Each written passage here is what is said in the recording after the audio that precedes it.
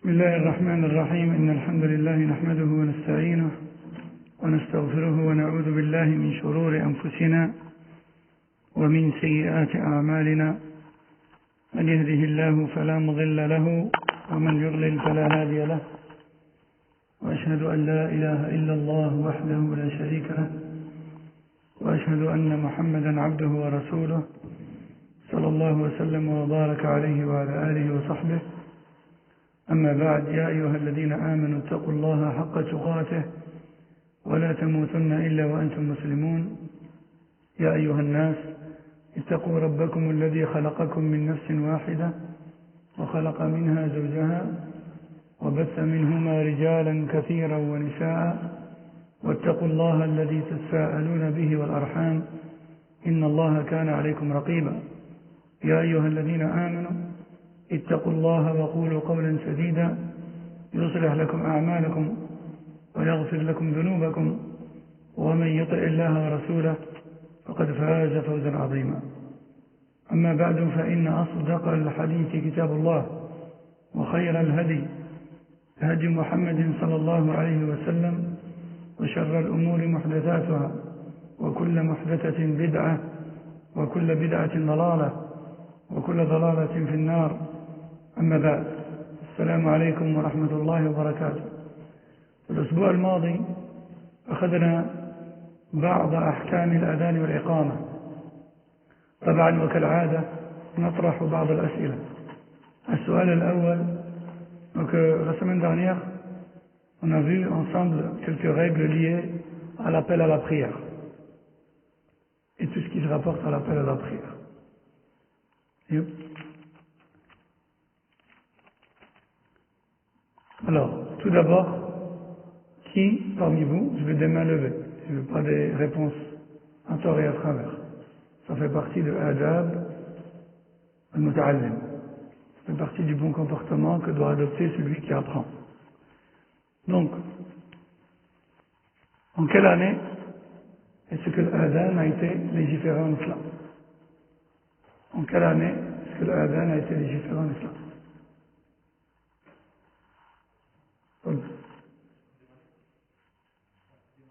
13e année de quoi? De l'hégire? 13e année de la prophétie. Et quelle année de l'hégire? La première. Première année de l'hégire, 13e année de la prophétie. Ahsant. Deuxième question. Qui peut nous citer un mérite parmi les mérites qu'ont ceux qui font l'appel à la prière? Voilà. Tu peux être plus précis? Ils auront un cou long. Donc, plus simplement dit, ils auront les coups les plus longs. Ils auront les coups les plus longs. Et on en regarde. Allez, question. L'appel à la prière, est-ce une obligation qui incombe à tout le monde ou à une partie de la communauté seulement?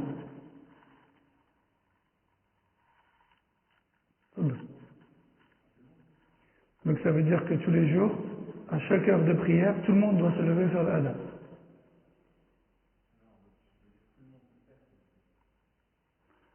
Je répète ma question. Est-ce que l'adhan est une obligation qui incombe à tout le monde, à toute personne, ou est-ce qu'elle incombe à une partie de la communauté seulement?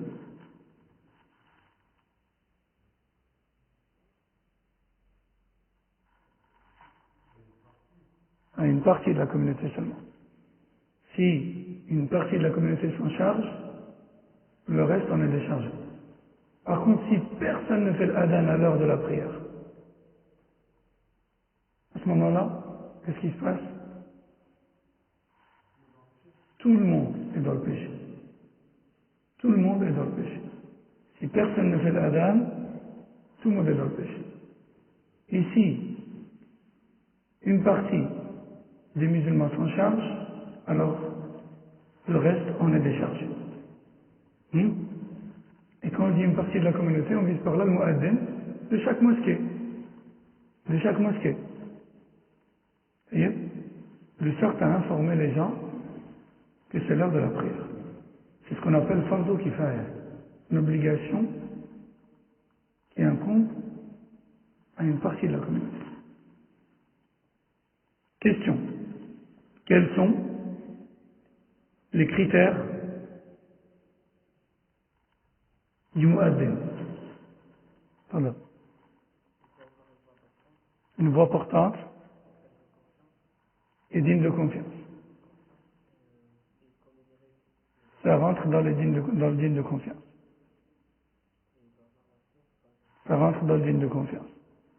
Si je t'avais demandé qu'est-ce que tu veux dire par digne de confiance, tu aurais dû me dire, eh bien, il connaît les règles de l'adhan, il connaît les temps de la prière, etc. Mais en fait, il n'y a que deux critères. Si on veut tout résumer, il n'y en a que deux. Qu'il ait une voix portante et qu'il soit digne de confiance. Et entre dans le digne de confiance le fait de s'y connaître.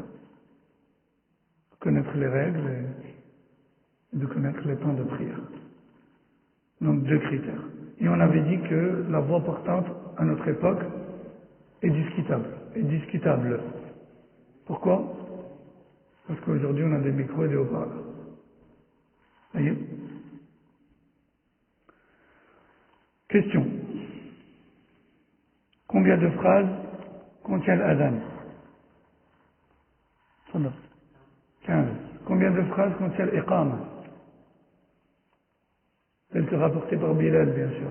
D'autres hadiths sont rapportés. L'iqama? 13.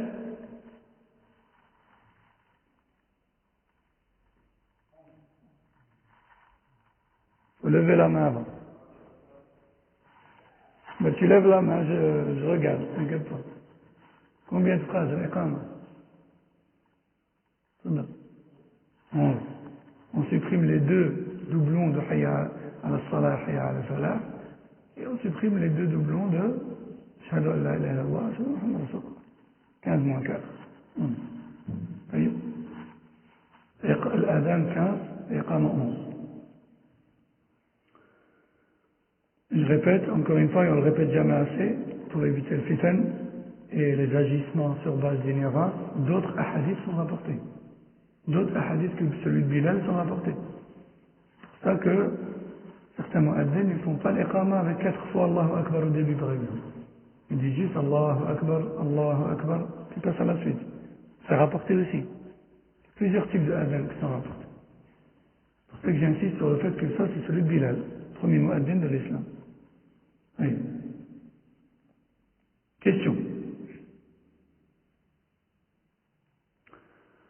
Qui peut nous rappeler comment reconnaître le début et la fin du temps de la prière de Dhuhr? C'est quoi le début et la fin de la prière de Dhuhr? Un seul frère était présent. Ce jour-là, on était plus qu'un. Voilà, personne. Donc si vous êtes dans un désert, un jour, vous ne savez pas à quelle heure vous devez prier Dhuhr. Personne? Voilà.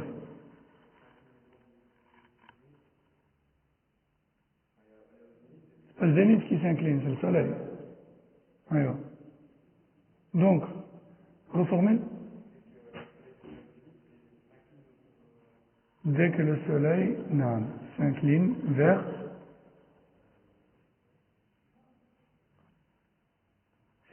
où, le soleil? Il va vers où? Il va vers l'est? C'est la fin des temps déjà. Le soleil il se lève par où? Il se lève par? Le soleil il se lève par l'ouest, Mehdi. Le soleil, il se lève de quel côté? De l'est. Barakallah, voilà. J'ai mal formulé ma question. Donc il se lève de l'est. Et il se couche à l'ouest. Donc lorsque le soleil est au zénith, il va s'incliner vers où? Vers l'ouest. et l'ombre va apparaître à l'est. Très bien. Donc ça c'est le Dhahr. Vous avez bien entendu sa réponse? Taïb. Salat al-Asr. Par quoi elle est marquée? Comment on reconnaît le début de son temps? Non, non. Le début de son temps? Non. Oui, la fin du temps de Dhahr. Et par quoi est marquée la fin du temps de Dhahr, Hassan?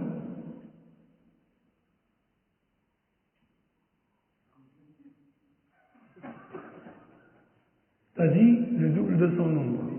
Non. Dhahr, son temps ne se termine pas au double de son nombre. Pardon. La fin de Dhahr.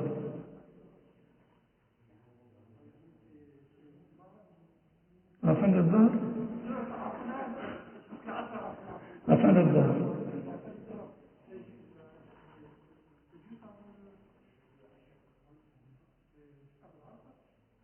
Je sais, mais comment on le reconnaît? Exactement. Lorsque la taille de l'ombre est égale à l'objet. Lorsque la taille de toute chose, lorsque la taille de l'ombre de toute chose est égale, lorsque notre ombre est à la même taille que nous-mêmes, que nous. Vous voyez, lorsque notre ombre a la même taille que nous. Ça c'est la fin de Dhahr et le début de quoi? Al-Asr. Taïb. Qui maintenant peut me dire quel est le début de l'Asr? Début de l'Asr. Alors.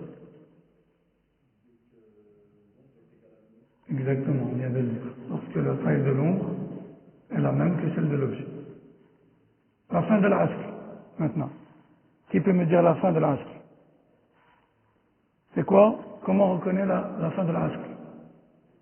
Autre que lui. Amen. Ghoroub al-Shams. Au coucher du soleil. Taïb. Le début de Maghrib. Début de Maghrib. Coucher du soleil. Comment on reconnaît le coucher du soleil par lequel est marqué le début de Maghrib? Non, c'est pas l'ombre. L'ombre, en fait, on l'utilise que pour Dhahr et l'Asr, c'est tout. Tadar. Lorsque le dessus du soleil disparaît totalement sous l'horizon. On regarde le dessus du soleil et non pas le dessous. Parce que quand on tape sur Internet, par exemple, coucher du soleil, on voit juste des photos d'un soleil qui est à l'horizon. Mais ça, c'est vague. Oui, c'est un coucher du soleil. Mais islamiquement parlant, ce qui marque l'heure de Salat al-Maghrib, c'est la disparition totale du soleil sur l'horizon. C'est pas juste le fait que le soleil soit à l'horizon. Vous voyez? Donc ça, c'est le début de Maghrib. La fin de Maghrib. Amen. Riyab al-Shafaq al-Ahmar. Lorsque le crépuscule rouge disparaît du ciel et que les ténèbres envahissent le ciel. Parce que le ciel devient tout noir, il n'y a plus de lueur rouge, c'est la fin de Maghrib. Le début de l'Aïcha maintenant. Début de l'Aïcha. Qui sait par quoi est marqué le début de l'Aïcha? Par la disparition du crépuscule rouge. Très bien. La fin de l'Aïcha.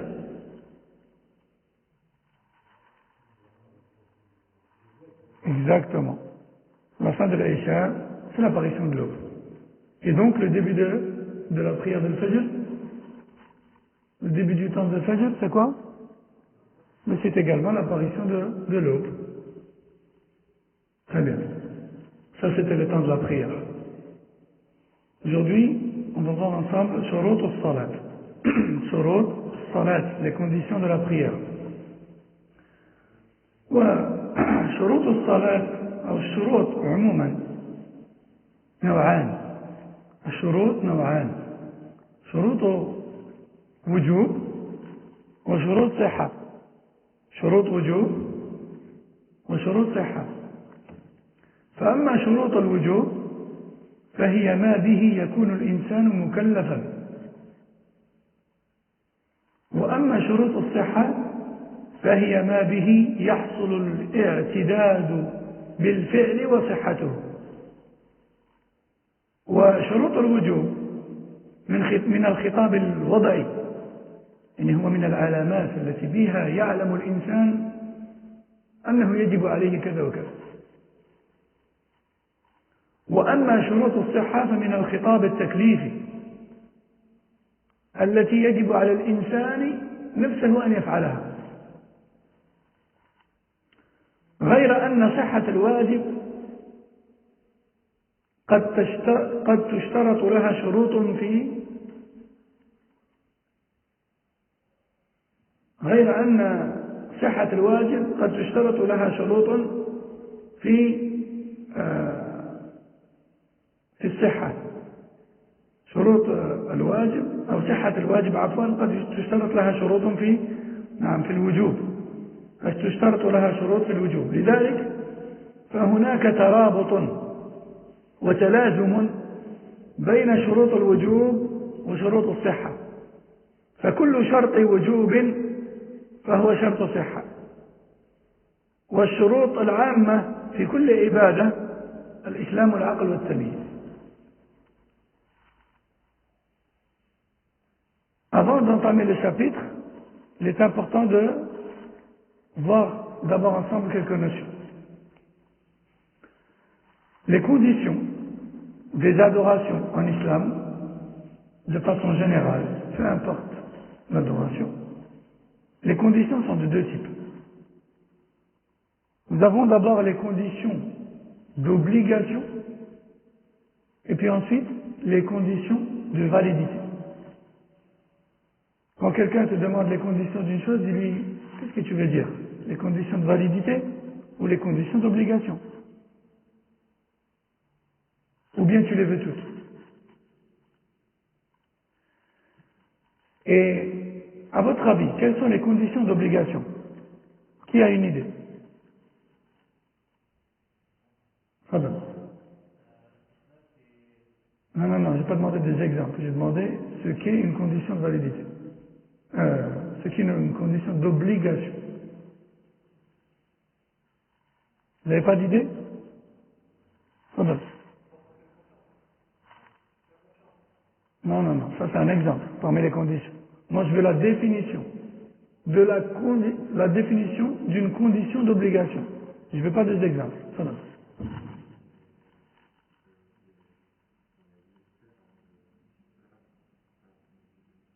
De faire? Dans ce cas-là, non. Mais pas dans le monde. Non plus, c'est pareil. Tu te rapproches. C'est un exemple. Mais c'est toujours pas la définition. Une condition d'obligation, c'est une condition parmi tant d'autres qui rendent une chose obligatoire pour nous. Une condition d'obligation, c'est une chose qui, lorsqu'elle se réalise, alors elle nous rend obligatoire une chose, un acte. Exemple, comme il a dit Amir Abdel Qadir, le début du temps de la prière. Lorsque le début du temps de la prière est entamé, alors la prière nous devient obligatoire. Mais avant que le temps ne débute, cette prière-là ne nous était pas encore obligatoire. Donc le début du temps de la prière, c'est une condition d'obligation. C'est une condition d'obligation. Voyez? Maintenant, à votre avis, c'est quoi une condition de validité?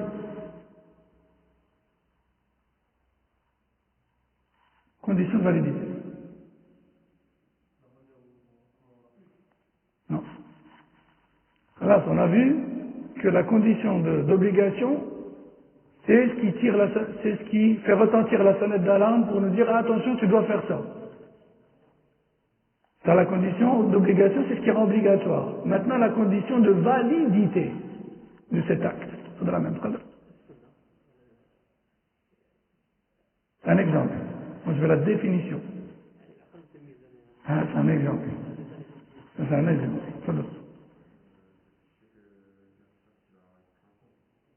بارك الله فيك. Exactement. C'est ce qui doit être fait pour que l'acte doit être pris en, pour que l'acte soit pris en compte. Pour faire plus simple, c'est ce qui doit être fait pour que l'acte soit valide. Validité, valide.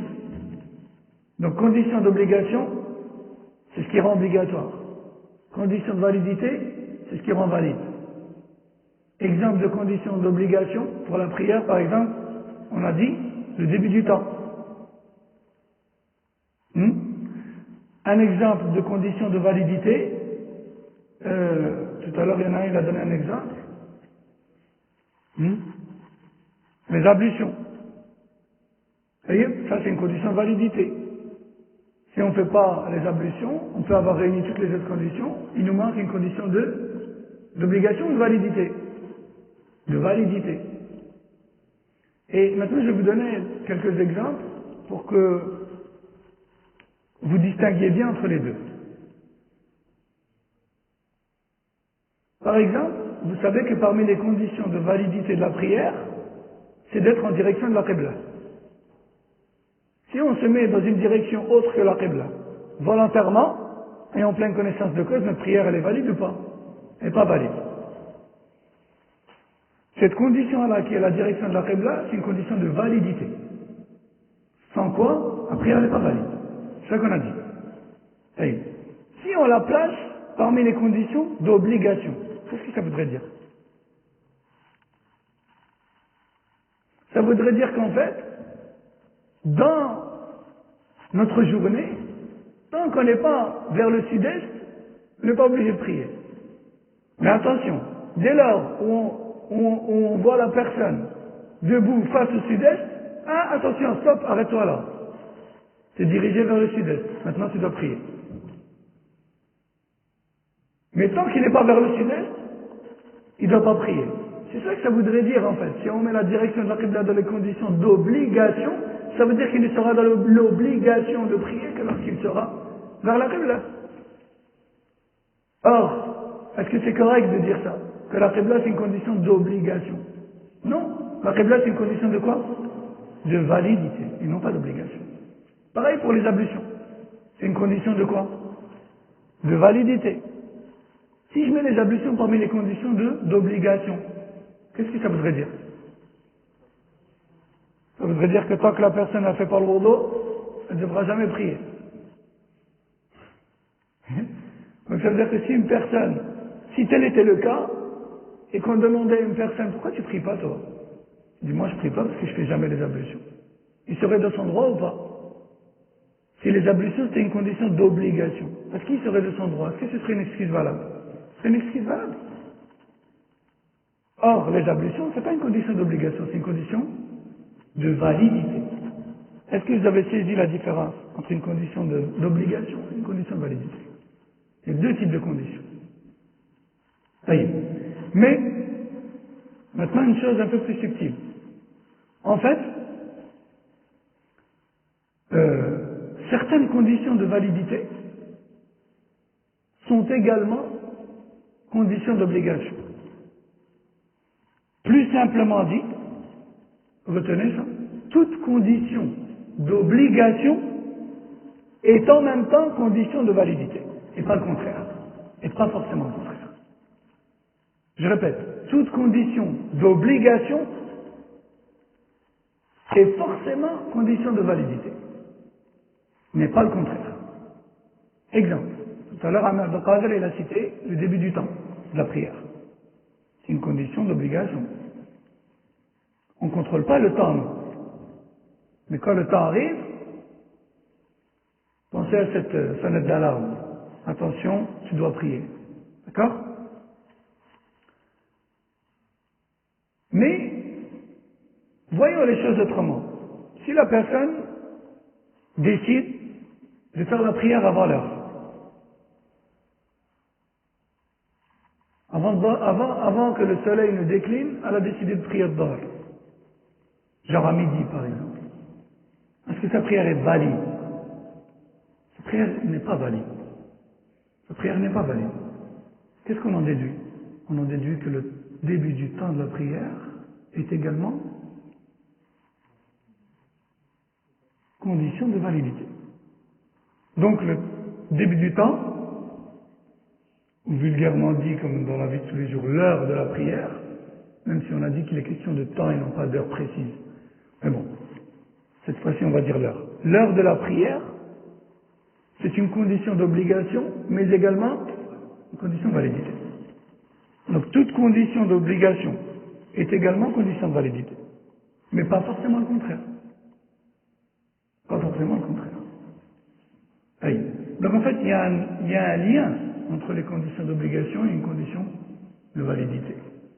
Parce qu'en fait, il ne peut pas avoir de validité, il ne peut pas avoir d'adoration valide sans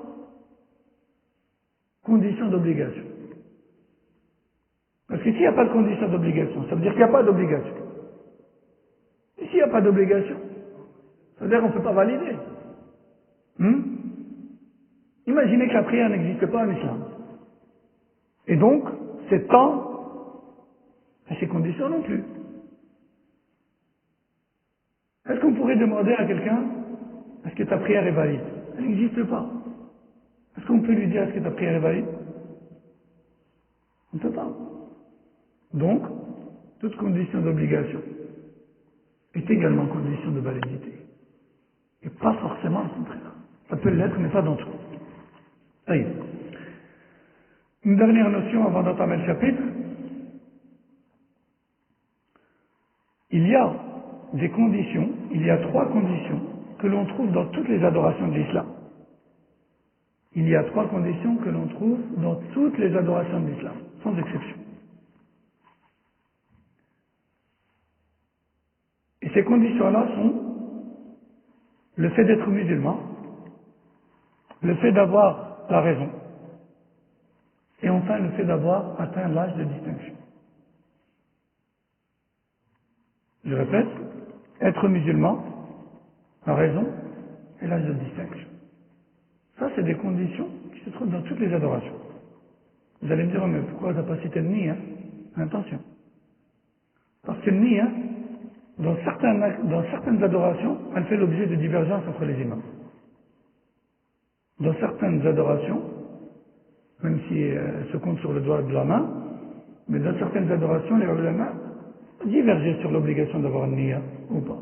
Exemple, tayammum. Exemple, le wudu. Le wudu.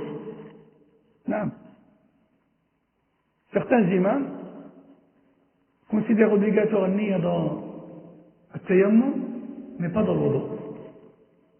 Pourquoi? Parce qu'ils disent que le wudu, c'est une ibada ma'qoulat al-ma'na. Le tayammum, une ibada ghayr ma'qoulat al-ma'na. Ça veut dire quoi? Ça veut dire que pour eux, pour cette minorité-là, les ablutions sont une adoration dont le but est concevable par la raison humaine. On a compris pourquoi on lave les mains, la bouche, le visage. Ça purifie, ça nettoie, ça lave. Donc c'est une adoration concevable par la raison humaine. Tandis que le tayammum, les ablutions sèches, c'est une adoration dont le sens n'est pas tout à fait perceptible et concevable par la raison humaine.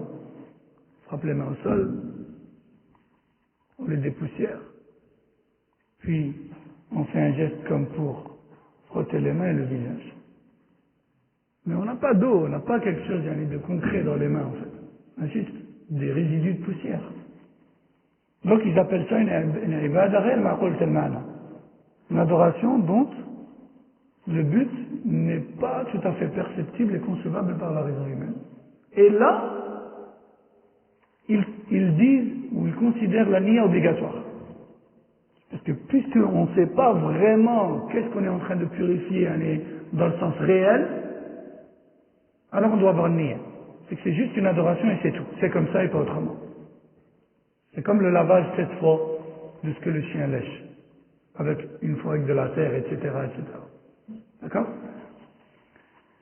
Donc toutes les adorations où ils considèrent, où cette partie-là des savants considère que le but est concevable par la raison humaine, ils disent que la niya n'est pas obligatoire. Et toutes les adorations dans lesquelles le but n'est pas vraiment concevable par la raison humaine, ils disent que la niya est obligatoire. Vous avez compris le raisonnement? C'est pour ça que tous ils sont d'accord sur le fait que ces trois conditions-là, l'islam, la raison et la distinction, sont des conditions qui doivent se trouver dans toutes les ibadats, sans divergence. Niya, c'est autre chose.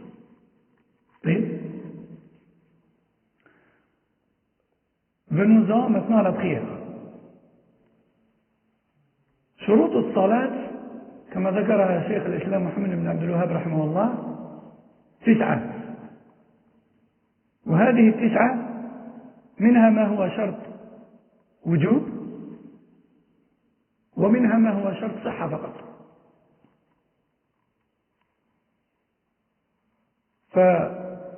فشروط الوجوب هي الإسلام والعقل والبلوغ والخلو من الموانع يعني الحيض والنفاس ودخول الوقت. وأما شروط الصحة فهي كذلك دخول الوقت والطهارة من الحدث ومن النجس وستر العورة والقبلة والنية. فإذا قلنا أن شروط الصلاة 9 نعني بذلك شروط الوجوب والصحة معا.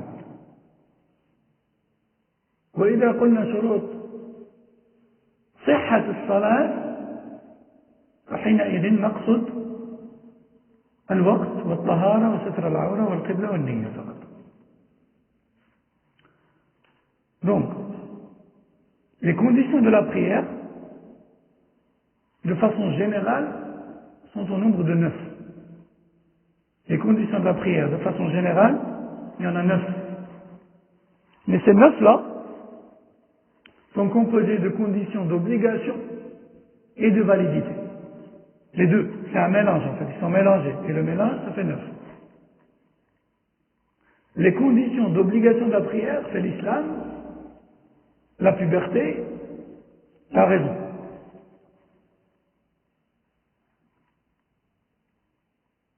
Et l'âge de distinction à fond. Et, donc je répète, les conditions d'obligation de la prière, c'est l'islam, la raison, la distinction, la puberté, l'absence des règles et le début du temps. Ça, c'est les conditions d'obligation. Toutes ces choses-là, tant qu'elles ne sont pas là, la prière n'est pas, on ne doit pas l'accomplir, on n'est pas dans l'obligation. Après, on a les conditions de validité de la prière. Les conditions de la validité de la prière, l'entrée du temps, encore une fois, la purification, que cela soit pour sortir de l'état d'impureté mineure et majeure, ou que cela soit le nettoyage d'une impureté qui est sur notre corps, notre vêtement ou sur le sol sur lequel on va prier. Donc la purification de façon générale. Ensuite, on a le fait de couvrir la nudité de la prière. Ensuite, on a la direction de la qibla, et enfin, on a l'intention. Donc, quand on dit les conditions de la prière, comme ça, de façon générale, en fait, on vise les 9. On vise toutes les conditions. Mais quand on précise les conditions d'obligation et les conditions de validité, là, on a restreint. Là, on a visé les conditions d'obligation ou de validité seules.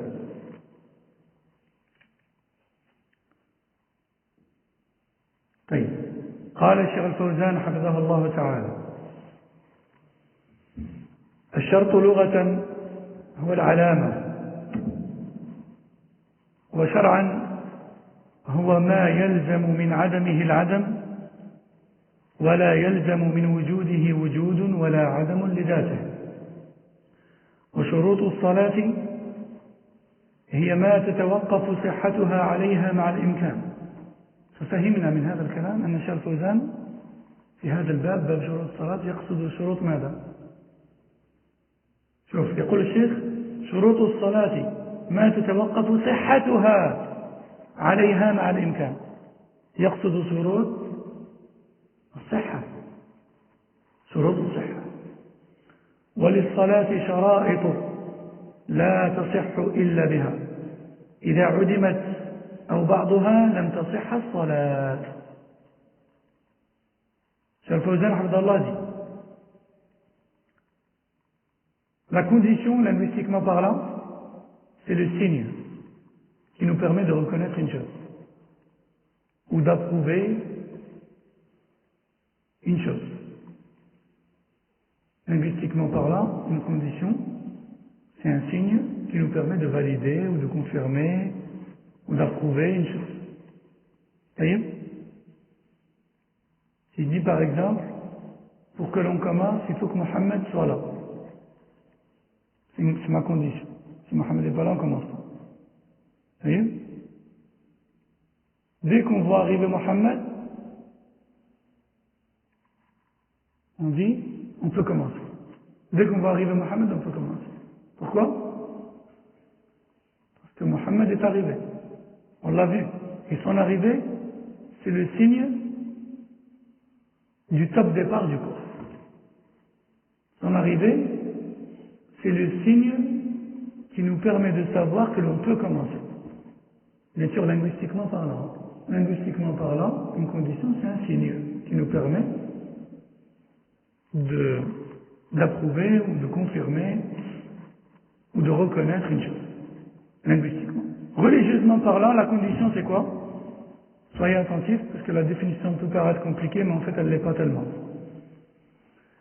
Religieusement parlant, la condition, c'est ce sans quoi rien n'est validé, et ce avec quoi rien n'est forcément validé ou invalidé. Ça a l'air compliqué, mais c'est pas tellement compliqué. Prenons un exemple, comme ça on pourra comprendre ça. Les ablutions. Les ablutions font partie des conditions de la prière, on est d'accord? Allez. Donc je peux dire que sans les ablutions, il n'y a pas de prière. Ça c'est la première partie de la définition. La condition c'est ce sans quoi la chose n'est pas valide. Sans ablution, la prière n'est pas validée. Donc la condition c'est ce sans quoi la chose n'est pas valide. Maintenant la deuxième partie. Si maintenant j'ai fait mes ablutions, est-ce que la validité de ma prière est forcément validée? Comment? Hein? J'ai fait les ablutions. Et je vais commencer la prière. Est-ce que ça veut dire forcément que ma prière elle va être bonne? Et si je suis pas dans la bonne direction? Si c'est pas l'heure? Si je suis pas habillé comme il faut? C'est pas bon. Donc, si j'ai fait mes ablutions, si j'ai pas fait mes ablutions, ma prière n'est pas valide. Et si j'ai fait mes ablutions, ma prière n'est pas forcément valide ou invalide. Plus simplement dit, la condition, c'est ce qui doit être présent pour pouvoir entamer l'adoration. Mais la concrétisation d'une seule condition ne suffit pas. Il faut que toutes les conditions soient réunies. Il faut que toutes les conditions soient réunies. En fait, quand on met conditions au singulier, ça pose problème. Mais quand on les met au pluriel, ça règle le problème. On va mettre la phrase au pluriel. Les conditions de la prière, c'est ce qui doit être réuni pour que la prière soit valide. Mais quand on met conditions au singulier, là, ça complique un peu la définition. Parce que quand on va dire la condition de la prière, c'est ce sans quoi la prière n'est pas valide, mais ce avec quoi la prière n'est toujours pas forcément valide, car il y a d'autres conditions qui doivent être présentes. Vous me suivez ou pas? Pour ceux pour qui c'est compliqué, retenez juste que les conditions de la prière, c'est ce qui doit être réuni pour que la prière soit valide. Si une seule condition manque, la prière n'est pas valide. Retenez ça. Oui. Ensuite, Cheikh Al-Fawzan nous dit, les conditions de la prière, c'est ce sans quoi la prière n'est pas valide. Question. Cheikh Al-Fawzan ici, il vise quel type de conditions? Je répète, les conditions de la prière, c'est ce sans quoi la prière n'est pas valide. Il vise quel type de conditions?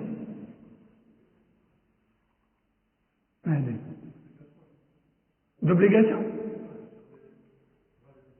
De validation ou de validité. Non.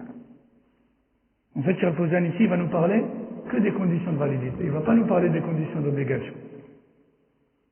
Pourquoi? Parce que c'est le résumé jurisprudentiel. C'est le résumé de la jurisprudence. On ne peut pas s'attarder. Donc, il se suffit de nous citer ce qui nous concerne, ce qu'on doit faire, nous.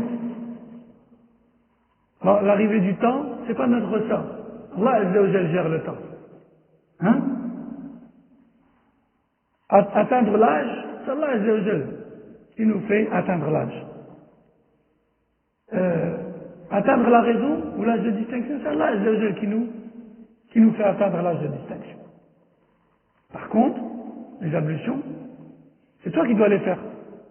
Te diriger vers la Qibla, c'est toi qui dois le faire. Te couvrir, c'est toi qui dois le faire.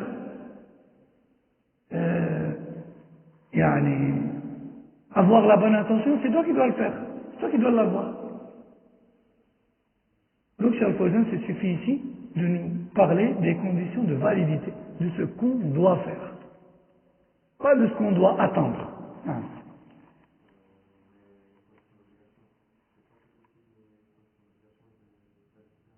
Non, effectivement. Mais on ne les contrôle pas. En fait, Cheikh Al-Fawzan ici, il va nous parler que de ce qu'on contrôle. Faire nos ablutions, s'habiller, diriger vers la Qibla, avoir la bonne intention. Ce qu'on contrôle. Le temps, on ne le contrôle pas. Vous voyez? J'ai répondu à ta question ou pas? C'est clair ou pas? Oui. الشرط الأول دخول الوقت. قال تعالى إن الصلاة كانت على المؤمنين كتابا موقوتا أي مفروضا في أوقات محددة فالتوقيت هو التحديد وقد وقت الله الصلاة بمعنى أنه سبحانه حدد لها وقتا من الزمان وقد أجمع المسلمون على أن للصلوات الخمس أوقاتا مخصوصة محدودة لا تجزئ قبلها. قال أمير المؤمنين عمر بن الخطاب رضي الله عنه الصلاة لها وقت شرطه الله لها لا تصح إلا به. انتهى. الصلاة تجب بدخول وقتها لقوله تعالى أقم الصلاة لدلوك الشمس. وقد أجمع العلماء على فضيلة الإتيان بالصلاة في أول وقتها في الجملة لهذه الآية لقوله تعالى فاستبقوا الخيرات وقوله تعالى وسارعوا إلى مغفرة من ربكم وقال تعالى والسابقون السابقون أولئك المقربون. وفي الصحيحين أنه صلى الله عليه وسلم سئل أي العمل أحب إلى الله قال الصلاة على وقتها رواه البخاري ومسلم. وقال تعالى حافظوا على الصلوات ومن المحافظة عليها الإتيان بها أول وقتها والصلوات المفروضات 5 في اليوم والليلة لكل صلاة منها وقت مناسب اختاره الله لها يتناسب مع أحوال العباد بحيث يؤدون هذه الصلوات في هذه الأوقات ولا تحبسهم عن أعمالهم الأخرى بل تعينهم عليها وتكفر عنهم خطاياهم التي يصيبونها. فقد شبهها النبي صلى الله عليه وسلم بالنهر الجاري الذي يغتسل منه الإنسان 5 مرات فلا يبقى من درنه شيء كما جاء ذلك في الحديث عند البخاري ومسلم. ثم ذكر الشيخ أوقات الصلوات ونحن قد أخذناها في الدرس الماضي. Cheikh Al-Fawzan, nous cite en premier la première condition qui est l'entrée du temps. Alors on pourrait nous dire, oui, mais juste avant, tu as dit les choses qu'on contrôle. Et on ne contrôle pas le temps. Qui peut répondre à cette question? On a dit que Cheikh Fawzan va citer ici les conditions de validité. Donc, les conditions qui incombent à nous. Et pourtant, en premier lieu, il cite le temps. Qui peut répondre à cette ambiguïté? Bukhara.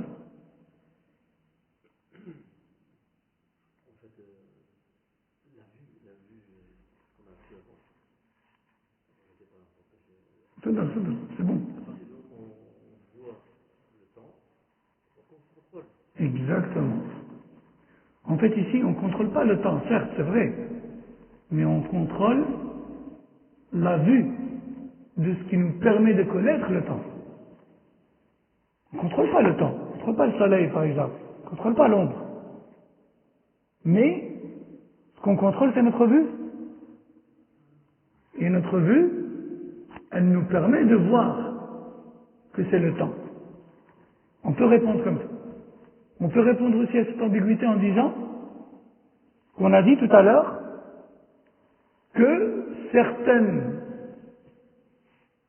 conditions de validité sont également déjà à la base conditions d'obligation. Parce que toute condition d'obligation est systématiquement condition de validité. Pas forcément le contraire, mais ici c'est le cas. Ici c'est le cas.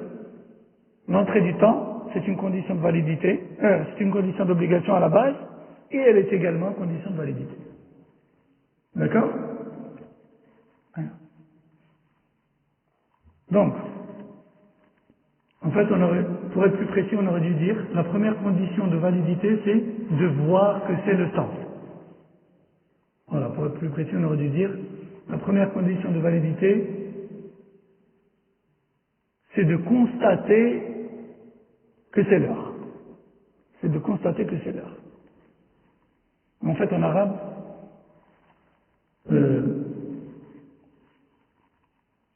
on comprend beaucoup par les insinuations, en fait.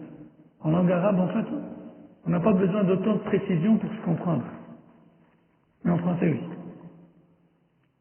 Mais l'arabophone, quand on lui dit Dukhul al-waqt shart fi sihhat salatik, il comprend que, quand on lui dit le début du temps, c'est une condition pour la validité de ta prière, il comprend que on n'est pas en train de lui dire fais avancer ou reculer le temps pour que tu sois à l'heure. Il comprend qu'on veut juste dire par là, observe. Quand c'est l'heure, quand c'est le temps, prie. Sinon, c'est pas bon. Mais vous avez vu, en français, on a dû faire toute une phrase pour expliquer ça. Mais en arabe, non. On dit juste Dukhul al-waqt. Et on se comprend. Taïb, Allah Azza wa Jal dit concernant cela, dans Sourate les femmes, verset 103, ce qui a pour sens. Certes, la prière est une obligation prescrite en des temps bien précis pour les croyants. C'est-à-dire que la prière est une obligation qui doit être accomplie dans des tranches de temps, dans des fourchettes, à travers le temps, qu'Allah Azza wa Jal a prescrit et déterminé. Et les savants de l'islam sont tous unanimes sur le fait que les 5 prières obligatoires de l'islam doivent être accomplies en des temps qu'Allah Azza wa Jal a prescrit. Et que cette prière n'est pas valide avant ce temps-là. Et remarquez qu'on parle de temps, et pas d'heure. C'est une erreur de dire l'heure de la prière. Il ne faut pas dire l'heure de la prière, il faut dire le temps de la prière. Al-waqt, c'est ça.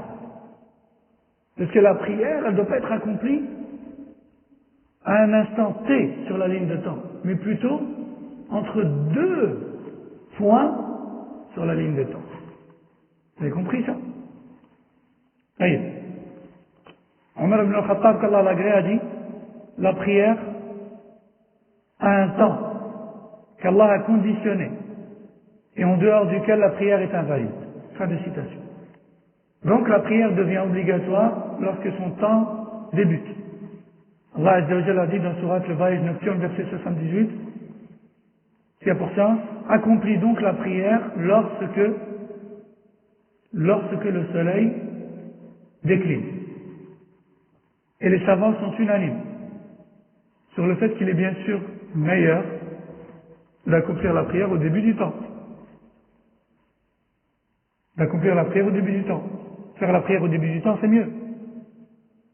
Mais bien sûr, celui qui n'est pas concerné par la prière en groupe, il n'y a pas de mosquée à côté de lui, maintenant, et il est seul, et qui retarde la prière dans tout ce temps, du début à la fin du temps, il est dans son droit. Et il n'est pas dans le haram, tant qu'il l'a accompli dans le temps. D'accord? Néanmoins, comme on a dit, les savants sont tous d'accord sur le fait que prier au début du temps, c'est meilleur. C'est mieux. Comme Allah Azza wa Jalla a dit dans le Coran, précipitez-vous vers les bonnes actions. Et il a dit également, concurrencez-vous et précipitez-vous vers un pardon de la part de votre Seigneur. Il a dit également, en vantant les croyants, quant à ceux qui se concurrencent, voici donc les rapprochés d'Allah. Et il est rapporté dans le Bukhari Muslim que le prophète sallallahu alayhi wa sallam a été questionné concernant les meilleures actions. Quelle est la meilleure action? Et le prophète sallallahu alayhi wa sallam a répondu, l'accomplissement de la prière dans son temps. L'accomplissement de la prière dans son temps. Et Allah a également dit, dans Surat Al-Baqarah, verset 238, qui a pour sens, tenez-vous à vos prières. Cheikh Al-Fawzan nous dit, et parmi ce qui permet de se tenir le mieux à nos prières, c'est de l'accomplir au début du temps. Il y a quelqu'un qui prie toujours dès le début du temps, et quelqu'un qui prie toujours à la fin du temps. Lequel des deux est-ce qu'on pourrait, et si on devait absolument préférer l'un à l'autre, si on devait absolument préférer un, lequel on préférerait? Celui qui prie au début ou celui qui prie à la fin? Celui qui prie au début. On peut bien dire que celui qui se tient mieux à sa prière, c'est celui qui prie au début du temps, non pas à la fin. Sauf bien sûr dans les prières où il est recommandé de la retarder, tout en restant dans son temps, comme salat à la Isha. Ça c'est particulier. Et à chaque prière, un temps bien déterminé qui lui correspond le mieux, qu'Allah Azza wa Jalla a choisi pour nous. Des temps de prière qui règlent notre vie, notre rythme de vie. Des temps de prière qui sont en plus de cela bénéfiques pour nous et pour notre rythme de vie. Bien sûr, comme vous savez, le musulman est censé vivre sur une terre d'islam. Et dans les terres d'islam, ce qui est censé rythmer les journées du musulman, c'est les heures de prière. C'est le temps de prière. Et pour celui qui a déjà eu l'occasion de vivre quelque temps sur une terre d'islam, il a dû voir, subhanallah, à quel point est-ce que le fait de vivre au rythme des prières, subhanallah, ça permet d'avoir un repos et une vie bien réglée et bien ordonnée. Ce n'est pas le cas dans un pays qui n'est pas rythmé avec les prières. Non. Et ici, Cheikh Al-Fawzan parle à la base aux gens qui vivent sur les terres d'islam. Et il dit des temps de prière qu'Allah Azza wa Jalla a légiférés et qui sont soigneusement sélectionnés et choisis et qui en plus de cela sont bénéfiques au rythme de vie du musulman.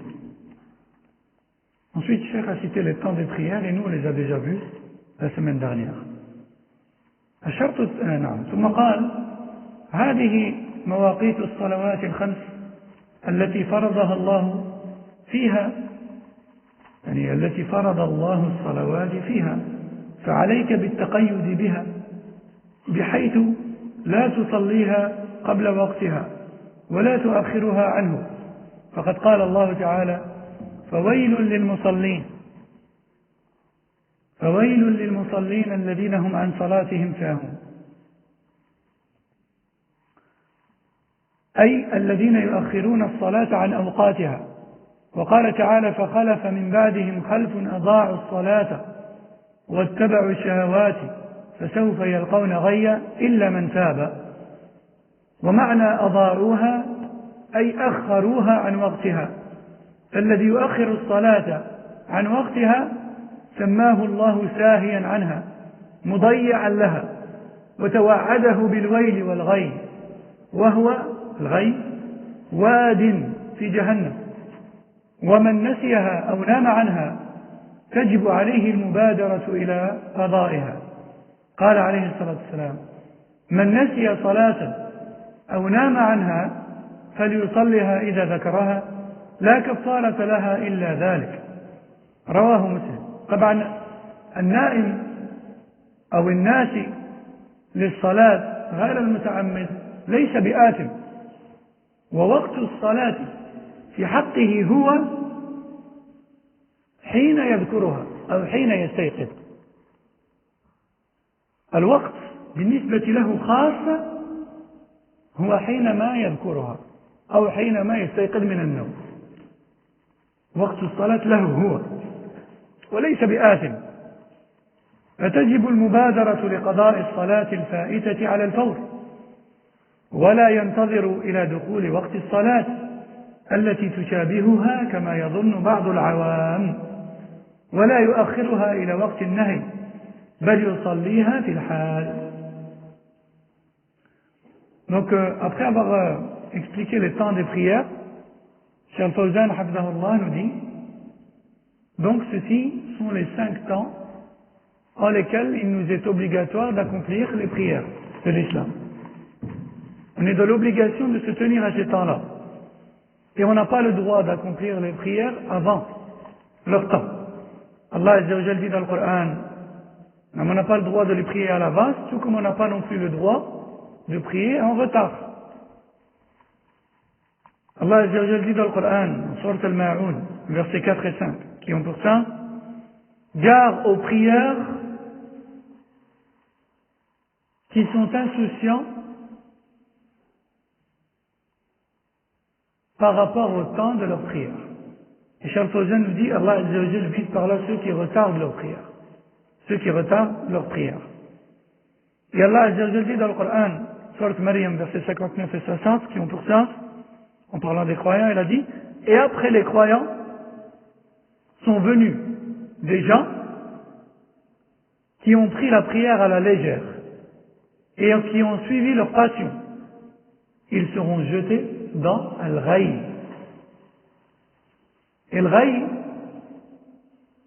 c'est un fossé en enfer. Yani, le châtiment de ceux qui prennent à la légère leur prière, qui la retardent, jusqu'à la sortir de son temps sans excuse valable, volontairement, yani, tout en étant réveillé et tout en s'en rappelant, le châtiment par lequel ils sont menacés, le châtiment qu'ils méritent, on ne dit pas qu'ils l'auront à coup sûr. Peut-être qu'Allah leur pardonnera, Allahu A'lam, s'ils se seront repentis, etc. Mais le châtiment qu'ils méritent, c'est Al-Ghayy. Et Al-Ghayy, c'est un fossé en enfer. Aïe. Qu'en est-il donc de celui qui s'est endormi ou qui a oublié? Il s'est endormi et le temps de la prière s'est écoulé. Ou bien il a oublié, ça arrive. On oublie complètement. Jusqu'à ce que le temps s'écoule. Le prophète sallallahu alayhi wa sallam a dit, celui qui a oublié une prière ou qui s'est endormi, qu'il l'accomplisse donc dès qu'il s'en rappelle ou qu'il se réveille. Il n'a pas d'autre moyen de combler ce manquement si ce n'est de l'accomplir au moment où il s'en rappelle ou il se réveille. Et le ulama, comme Cheikh al-Islam ibn Taymiyyah et d'autres, ont expliqué qu'en fait, exclusivement et exceptionnellement, pour lui là, celui qui a oublié et celui qui s'est endormi, exceptionnellement pour lui, le temps de cette prière-là, c'est lorsqu'il s'en rappellera ou lorsqu'il se réveillera. Exceptionnellement pour lui. يعني مثلا Une personne. Elle a fait la sieste après Dhahr. La journée est très courte. En hiver, par exemple, au pôle Nord. Et après Dhahr, elle a fait la sieste. Et son sommeil était tellement profond qu'elle ne s'est réveillée que pendant le temps de Maghrib. Marat al-Asr. Eh bien, exceptionnellement, pour elle, en islam, le temps de l'Asr, c'est au réveil. C'est au réveil. Et elle n'est pas dans le péché.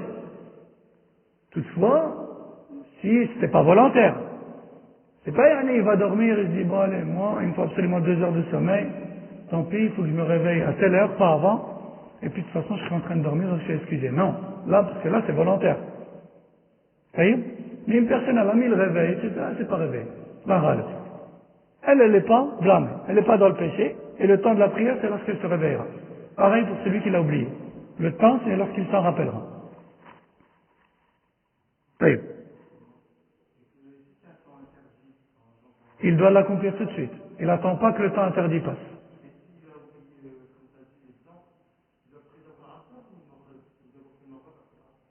Il prie dans l'ordre. S'il s'en rappelle avant d'avoir fait le maghrib, il prie d'abord l'asr puis le maghrib. Il prie. Il s'en est rappelé avant de faire le maghrib. Alors il prie d'abord l'asr puis le maghrib.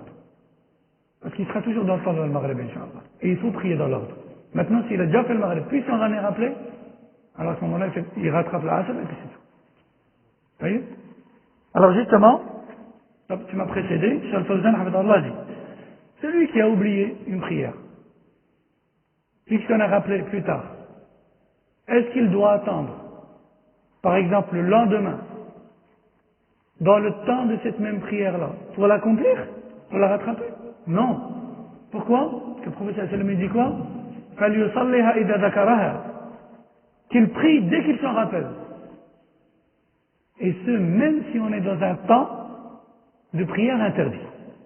Comme par exemple entre l'Asr et le Maghrib, ou bien entre le Fajr et le lever du soleil. Ça, c'est un temps interdit, à la base. Sauf pour les prières de cause. Par exemple, on a fait les ablutions, ou bien on est rentré à ce moment-là à la mosquée, etc. Mais là, c'est encore plus une prière de cause, parce que c'est une obligation qu'il a oubliée. Dès qu'il se rappelle, il prie, tout de suite. Il n'attend pas que le temps interdit s'écoule, et il n'attend pas non plus le lendemain, dans le même temps que la prière qu'il a ratée. Et comme il a dit le frère Hassan, c'est une question très intéressante, mashallah. Si maintenant on a oublié ou bien on s'est endormi pendant l'Asr, et on est dans le temps de le Maghrib, est-ce qu'on fait d'abord l'Asr puis le Maghrib, ou bien on fait le Maghrib, puis après on fait l'Asr? Ça dépend. Ça dépend de quoi?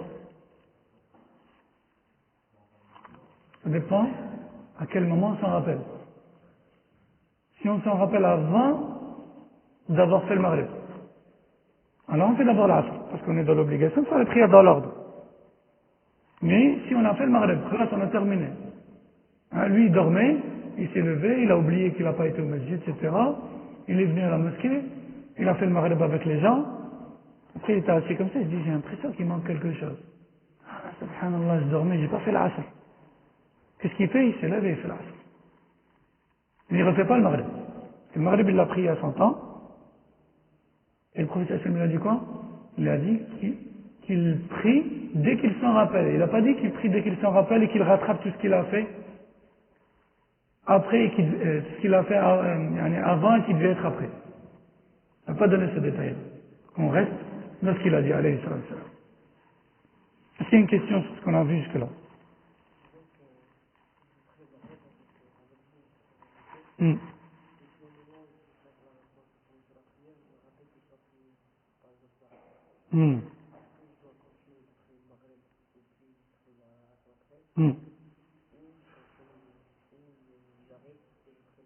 Tu sors de la prière et tu rentres tout de suite avec la nière de la prière que tu dois rattraper. Nous, on fait le Maghrib, donc on fait 3 rak'at. Soit tu dois faire l'Asr 4 rak'at. Quand l'imam, il fait taslim, toi tu te lèves et tu en rajoutes une. D'accord? Parce que l'avis le plus juste, wallahu a'lam, c'est que le fidèle et l'imam ne sont pas obligés d'avoir la même nière. Le frère il dit, si par exemple moi, j'ai pas fait l'asr, et je rentre avec vous dans le Maghreb, à la mosquée, et dès que j'ai dit Allahu Akbar, je me suis rappelé que j'ai pas fait l'asr. Non, j'ai fini avec un niya. Lui il est rentré avec nous dans notre Maghreb, avec la niya de le Maghreb. Et il s'est rappelé qu'il n'a pas fait l'asr. Il ne peut pas continuer. Parce qu'il va continuer dans le Maghreb avec la niya de le Maghreb, alors qu'il sait très bien qu'il n'a pas fait l'asr. Et nous, on a vu que le niya, c'est une condition de validité. Il ne peut pas changer de niya obligatoire en pleine salat. Il peut changer de niya surérogatoire. En pleine ibadah, on peut changer la niya surérogatoire, mais on ne peut pas changer la niya obligatoire. On peut basculer dans une même prière d'une niya obligatoire vers une surérogatoire. Ou d'une surérogatoire vers une autre. Ou d'ajouter une niya surérogatoire à celle qu'on a déjà. Mais on ne peut pas basculer vers une niya obligatoire, ni d'une obligatoire vers une autre obligatoire. Et comme il s'agit d'une prière obligatoire, tu seras dans l'obligation de sortir. Salam alaikum. Puis tu rentres avec la niya de l'asr. D'accord? Quand nous on a terminé nos 3 rak'at de Maghrib, toi tu ne salèmes pas, tu te lèves, tu en refais une pour l'asr. Par contre, quand on a terminé, toi tu dois encore prier le Maghrib. C'est clair?